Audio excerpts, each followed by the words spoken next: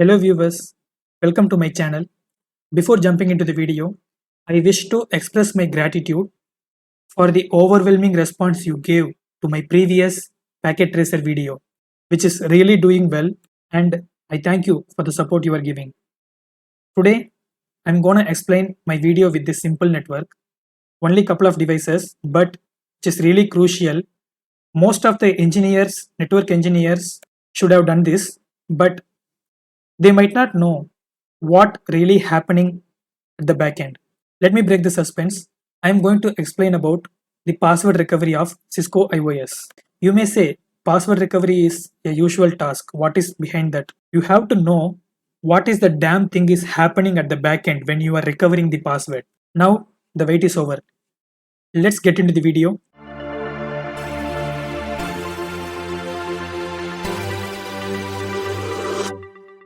Before knowing the password recovery process, you have to understand what are all the types of memories available in the Cisco IOS, what sort of content it is storing. There are four types. The first type, I would say, random access memory, which is where your running configuration is getting stored. In simple words, when you are running a Cisco router, whatever the change you may do, every change will be stored in the running configuration. And the next one is flash memory, which is a permanent memory. It actually contains your Cisco IOS image. And the third type is read-only memory, ROM. It is also a permanent memory. Actually, it contains the Bootstrap program. Bootstrap is nothing but whenever you are reloading a device, it needs some piece of software to grab your IOS.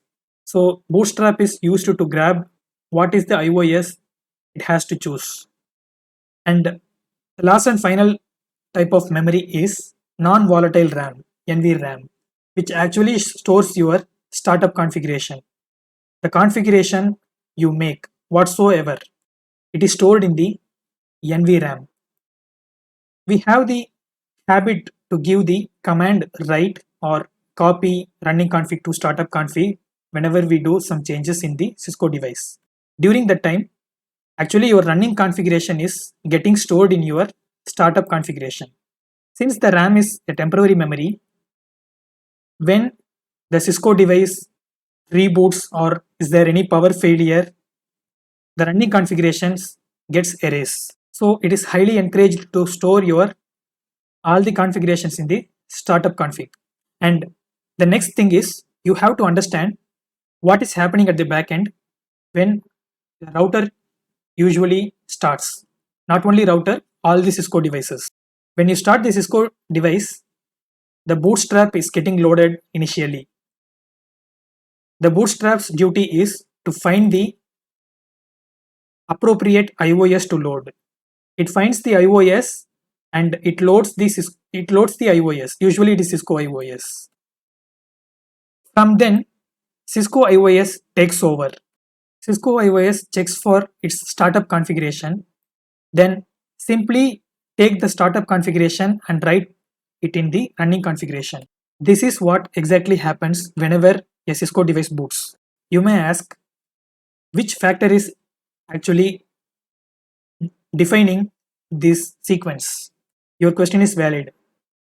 There is a parameter, a configuration value, which is actually defining this sequence. We are gonna mess with the sequence with that value in order to recover our password. Not only password, we can do some certain tasks by using the value. Okay, let me start the password recovery. Now I connected to this router with TCP IP network. I'm not using any console or anything. I'm using SSH to take the control of the device.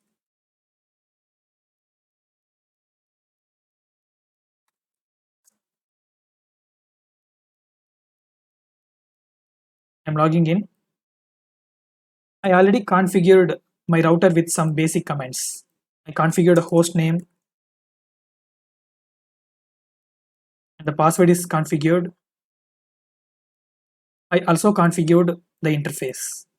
So my router currently having certain configurations, and let me show the value.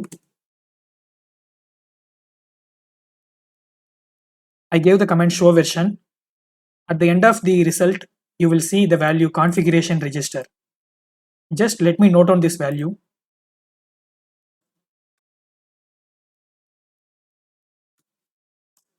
I'm coming out of the router. Let's assume I forgot this password. I don't know what is the password.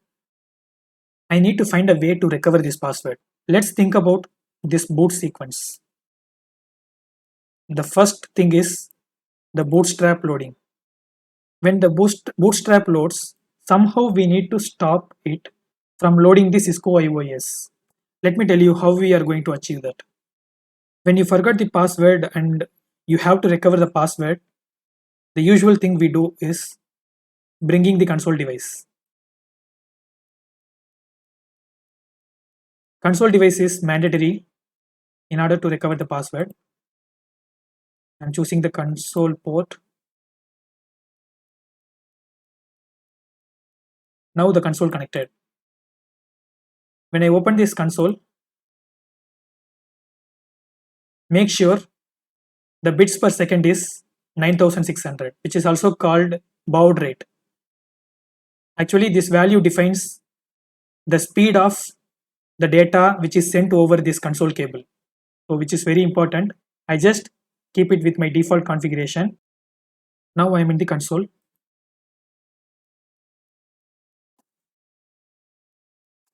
I do not know the password.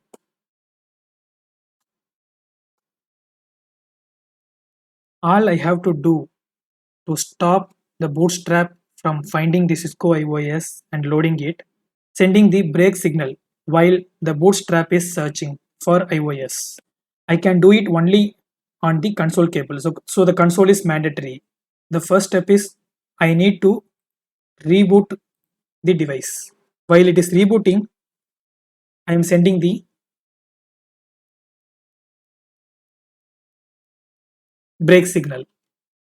While sending the break signal, it immediately disrupts the bootstrap and getting us into the Roman mode. Actually, it is called ROM monitor mode. This ROM monitor mode is intermediate mode between this bootstrap and the Cisco IOS loading process. Let's explore what are all the options inside the Roman mode. I'm getting only few. To say frankly, most of the commands that we are usually giving in the Cisco IOS, Cisco router won't work here. Now you can see the option configuration register. Earlier, by default, I have the configuration register value which defines this sequence. Now I have to change this, but what value to use?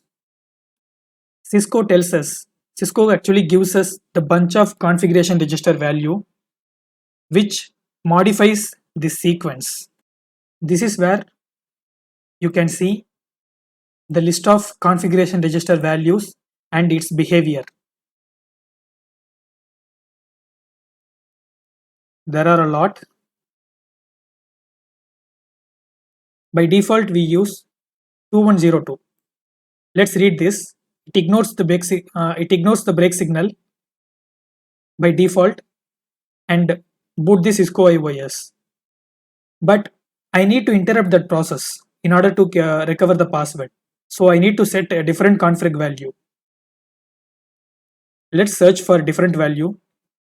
You may refer this value 2142. It ignores the break and it loads into the IOS, but it ignores the NVRAM configuration. As I explained, NVRAM stores the startup configuration.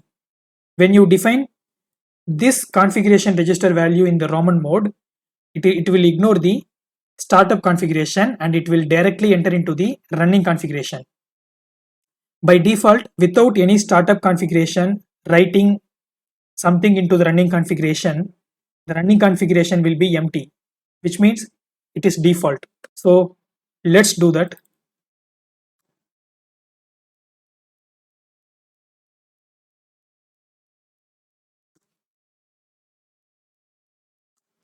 Now I set the configuration register value. I need to reboot from the Roman mode. Again, I am initiating the boot sequence. It is going to initiate bootstrap and it's going to load the Cisco IOS. But this time it's going to load running configuration rather than considering the startup config. Let's see that.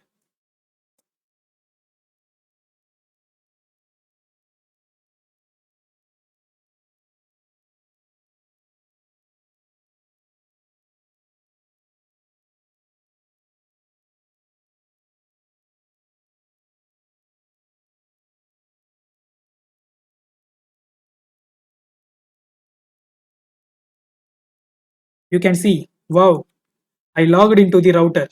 The router is with the default config.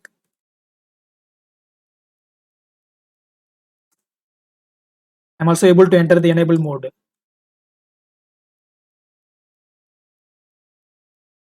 There is nothing in this. Earlier I configured the interface, but there is no configuration in, because the config value I configured simply ignored my startup configuration. Let's see our startup configuration. You can see the host name I configured and the password, everything is there. Interface configuration, everything is there. After entering into the router, the first thing you have to do is copy your startup configuration to the running configuration. Already we are in enable mode, so it won't cause any impact.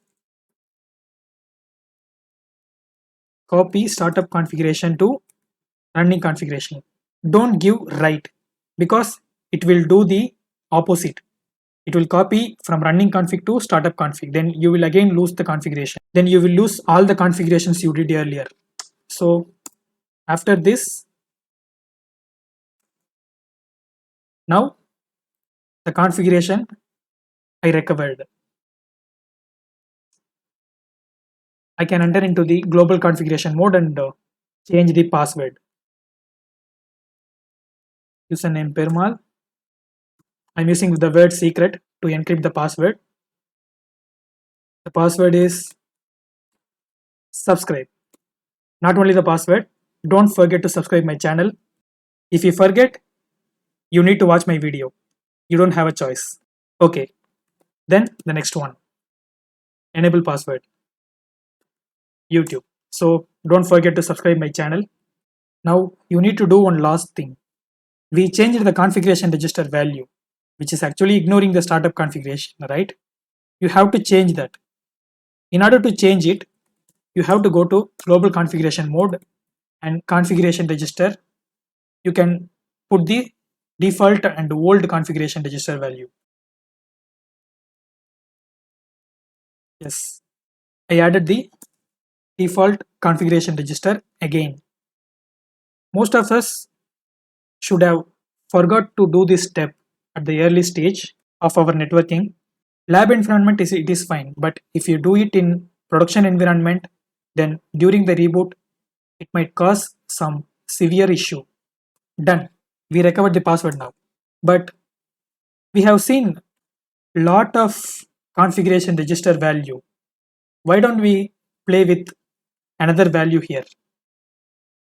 Let's do it. I explored it. Most of the boot sequences are given to various console speeds, various baud rates. We used the 9600 baud rate. These are all the offers the same function, but this is for various baud rates. For example, I used this configuration register value. I configured this 0102, but when I reload, I don't see much difference. Okay, now we got the device back.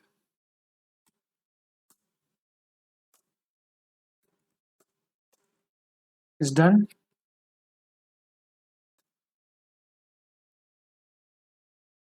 I didn't face any change in the boot sequence when I changed this config value. And I don't know what is the difference between these config values apart from the baud rate. If anything, please drop it in the comment section. If you like this video, please hit the like button and share with your friends. Don't forget to subscribe, and I wish to hear the positive feedbacks from you. Take care of yourself, viewers. I'll see you with another excellent video. Bye.